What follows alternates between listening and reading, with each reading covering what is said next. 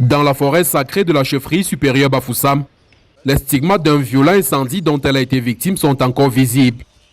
Face à l'ampleur des dégâts, Sa Majesté Njitangom Pépélé soupçonne une main criminelle. Les dégâts sont considérables. Je pense qu'il s'agit d'une forêt sacrée. Vous ne pouvez pas y accéder. Personnellement, au début, moi-même, j'avais cru qu'il s'agissait d'un petit acte. Mais en réalité, il s'agit d'un acte que nous souhaitons. Qu'effectivement, la nature même puisse aussi nous répondre. Parce que c'est un acte criminel. Ça, je peux vous le dire.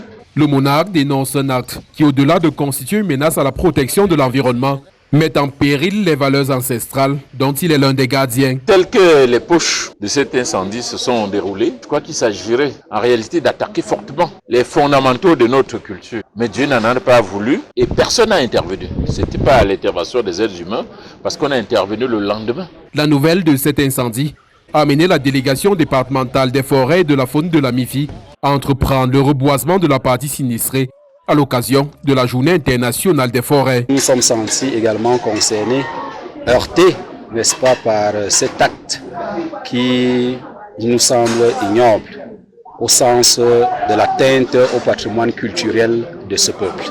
Ce cadre du ministère des Forêts et de la Faune rappelle la nécessité de préserver ces forêts sacrées. La chefferie constitue l'un des acteurs cibles, stratégiques et prioritaires dans la préservation et la restauration des paysages forestiers. En plus du reboisement d'une partie de la forêt sacrée de la chefferie supérieure Bafoussam, plusieurs autres activités ont été menées à l'occasion de la Journée internationale des forêts, notamment la sensibilisation des plus jeunes sur l'importance pour chacun d'entre eux de planter un arbre.